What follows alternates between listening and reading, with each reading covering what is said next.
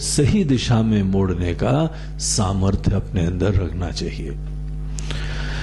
कर्म जो हम लोगों के पुराने हैं, ये केवल परिस्थितियां देते हैं, और परिस्थितियों को मोड़ सकना ये पुरुषार्थ का स्थान होता है।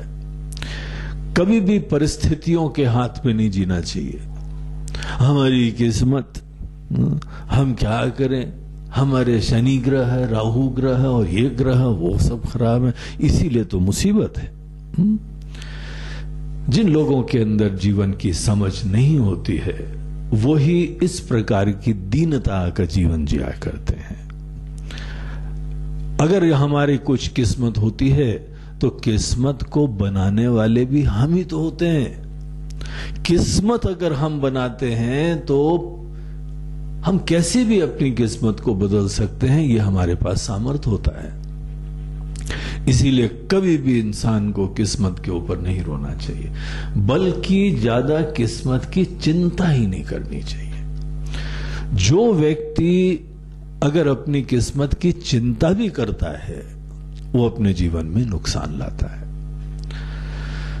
यद्यपि ज्योतिष शास्त्र है, उसका स्थान है, लेकिन ज्योतिष शास्त्र या किसी भी शास्त्र का जब दुरुपयोग करा जाता है, तो वो घातक हो जाता है, बहुत ज्यादा नुकसान वाला हो जाता है। जैसे वास्तुशास्त्र बड़ी अच्छी चीज है, लेकिन अगर वास्तुशास्त्र का दुरुपयोग करें तो बड़ी मुसीबत हो जाती है। ज्योतिष शास्त्र भी आज के समय, भले वास्तुशास्त्र हो, ज्योतिष शास्त्र हो, पूजा पाठ हो, भजन हो, योग हो, ये कटु सत्य है, इन चीजों का दुरुपयोग हो रहा है।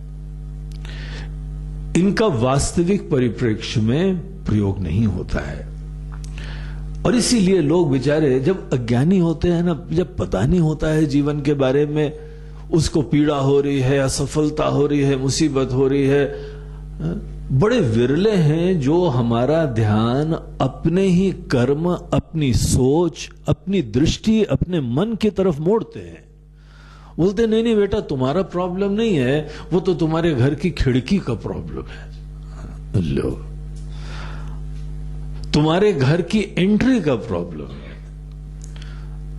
अब उसका बेचारे घर में है फ्लैट, मल्टी में फ्लैट है, और 7वें माले पे रहता है, और घर का जो है एंट्री साउथ डायरेक्शन में है। और उसने बोला अगर तुम्हारी एंट्री नॉर्थ डायरेक्शन में होती तो कल्याण हो जाता। अब सोचो, क्या पैराशूट से ऊपर नीचे आओगे क्या? हा? या अपने लिए कोई रस्सी लगाओगे चढ़ने उतरने के लिए? लेकिन उन लोगों को यही बताया जाता है, वो बेचारे बड़े बेबस होते हैं, किस्मत के मारे होते हैं, और दुरुपयोग है। और वही वास्तुशास्त्री को बुलाओ, उनसे बोलो कोई रास्ता तो निकालो, कुछ है क्या? बोलते हैं हाँ सोचते हैं, थोड़ा महंगा है लेकिन विचार करना पड़ेगा। रिसर्च करते हैं, रिसर्च, और रिसर्च करके फाइनली वो तरीका निकाल देते हैं। जब उनको अच्छी खासी जो फीस दे दी जाती है, बोलते हैं काम करो, दक्षिण दिशा में जो है यम की दिशा है, वहां से एंटर करते हैं, अगर हनुमान जी की फोटो लगा दो तो यमराज जी डर के भाग जाएंगे। हाँ? समाधान हो गया, बोलो सियावर रामचंद्र की जय। ऐसा नाटक चलता है। ये हम सच्चाई आपको बता रहे हैं, ये हम कोई अतिशयोक्ति नहीं कर रहे। उसी प्रकार से यहां पे अनेकों यहां जो ज्योतिष शास्त्र वाले भी हैं, तुम्हारे ग्रह खराब है भैया, ऐसा करो, ये वाली अंगूठी पहन लो और फलाना ये कर लो।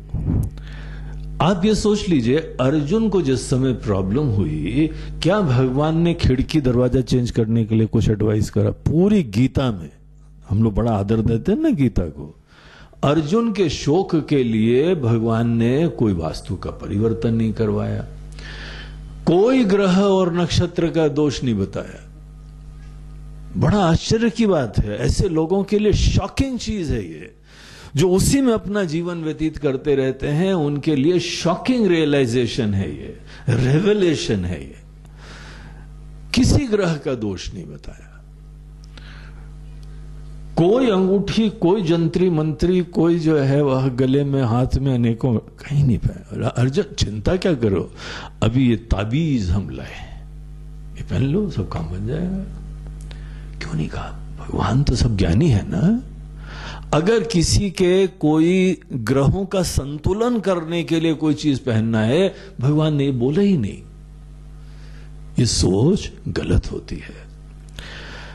हमारे जब भी कोई परिस्थितियां, मुसीबत होती हैं, तो केवल हमारे कर्म से, हमारी सोच से होती है। पूरा हम लोगों का सिद्धांत कर्म प्रधान होता है। हम अपने कर्मों से कुछ भी बदल सकते हैं, कर्मों से कुछ भी जो है वह बना सकते हैं, परिवर्तित कर सकते हैं, समाप्त कर सकते हैं। कर्मों में इतना बड़ा सामर्थ्य होता है। इसीलिए जो प्रबुद्ध व्यक्ति होता है उसको कोई चिंता नहीं होती। बोलते हैं ठीक है, एक परिस्थिति आई, हमने स्वीकार करा परिस्थिति को, अब हम मैनेज करेंगे इसको।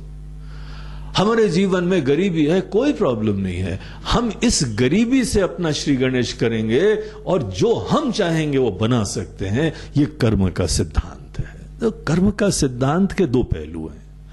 एक कर्म का सिद्धांत का यह भी पहलू होता है कि तुम्हारे पूर्व के कर्मों के वजह से वर्तमान प्राप्त होता है। इसीलिए जो भी हमारी परिस्थिति है उसमें किसी को दोषारोपण मत करो, सीधा इसे स्वीकार करो कि तुम्हारे कर्म थे, कुछ ना कुछ कर्म थे, हमको पता भी नहीं होंगे क्या कर्म थे, लेकिन डोंट पास ऑन दी बक।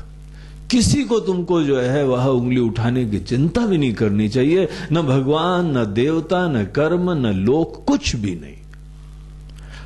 केवल हमारे ही द्वारा कुछ ना कुछ, जाने अनजाने कुछ ऐसे हुआ होगा। ये परिस्थिति है, विनम्रता से स्वीकार करो।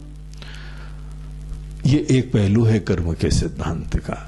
और जिस समय हम कभी भी किसी परिस्थिति के लिए अपने आप को रिस्पॉन्सिबल बताते हैं, इसका दूसरा पहलू क्या है?